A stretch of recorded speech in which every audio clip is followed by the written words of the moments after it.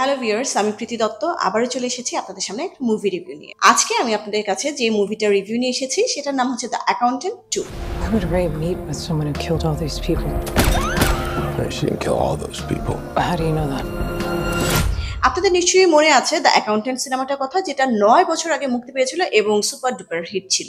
সেই অ্যাকাউন্টেন্ট 2 নিয়েই 9 বছর পর নির্মাতা এবং অভিনেতা বেন অ্যাফ্লেক ফিরে এসেছেন সেই তার জনপ্রিয় ক্যারেক্টারটা নিয়ে, যেটার নাম হচ্ছে ক্রিশ্চিয়ান উলফ। হ্যাঁ, আবার 9 বছর পর বেন অ্যাফ্লেক তার সেই ক্রিশ্চিয়ান উলফ জনপ্রিয় ক্যারেক্টারটা নিয়ে আবারও পর্দায় ফিরে এসেছেন। সো আমি দেখেছি এবং আমার কেমন লেগেছে সেটা আমি আপনাদের সাথে শেয়ার করবো।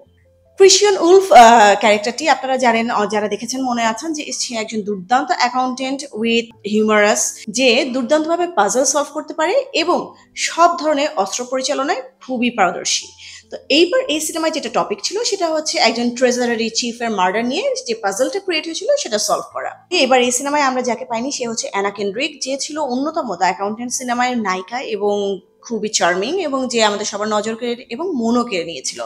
তো সেই নায়িকাকে কিন্তু পাইনি, তার বদলে আমাদের যে মূল চরিত্রটি তার পাশাপাশি তার একটা ভাইয়ের ক্যারেক্টার উঠে এসেছে এবং তার সাথে অনেক কেমিস্ট্রি দেখানো হয়েছে। এখন যদি বলি হলিউডের আমাদের অ্যাকশন ধর্মী যে সিনেমাগুলো এবং আমরা যারা রেগুলার এগুলো দেখি, আমরা জানি এখানে অনেক ভায়োলেন্স থাকে, অনেক অ্যাকশন সিন থাকে এবং এগুলোর অ্যারেঞ্জমেন্ট হয় হিউজ, অর্থাৎ হিউজ বাজেটের সিনেমা।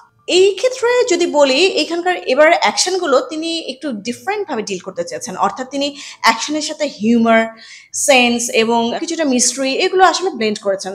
তো এই যে ব্লেন্ড করতে চাওয়ার যে চেষ্টা, সেটা অ্যাকাউন্টেন্ট 2 সিনেমাটাকে আরো বেশি অ্যাট্রাকটিভ করেছে। ক্রিশ্চিয়ান উলফ ক্যারেক্টারটা এবার অনেক বেশি ইনভলভ ছিল তার ব্রাদার ব্র্যাক্সটনের সাথে। আমি যদি বলি দ্য অ্যাকাউন্টেন্ট সিনেমা, যেটা খুবই একটা জনপ্রিয় সিনেমা ছিল এবং দ্য অরিজিনাল অ্যাকাউন্টেন্ট সিনেমা, সেইখান থেকে আসলে আমরা নায়িকাকে কিছুটা মিসই করেছি এবং আমার মনে হয়েছে যে কিছু কিছু ক্ষেত্রে ক্যারেক্টারগুলো ডিস্ট্র্যাক্ট করে ফেলে এবং মনোযোগ ধরে রাখা যায় না। মানে এটা বলছি না যে সিনেমার মনোযোগ ধরেই রাখা যায় না, মনোযোগ কিছুক্ষণের জন্য হয়তো বারবার বিচ্ছিন্ন হয়। এবং আরেকটা জিনিস আমার মনে হয়েছে সেটা হচ্ছে এই সিনেমায় যদি এমন হতো যে ডিফারেন্ট কোনো স্ক্রিপ্ট রাইটার বা ডিফারেন্ট কোনো ডিরেক্টর যদি ডিরেকশন দিতেন, তাহলে হয়তো আমাদের যিনি অভিনেতা প্লাস নির্দেশক তিনি আরো বেশি এটাতে ইনভলভ হতে পারতেন, কারণ দুটোই খুবই হেভি ওয়ার্ক, একসাথে ডিরেকশন দেয়া, একসাথে অভিনয় করা।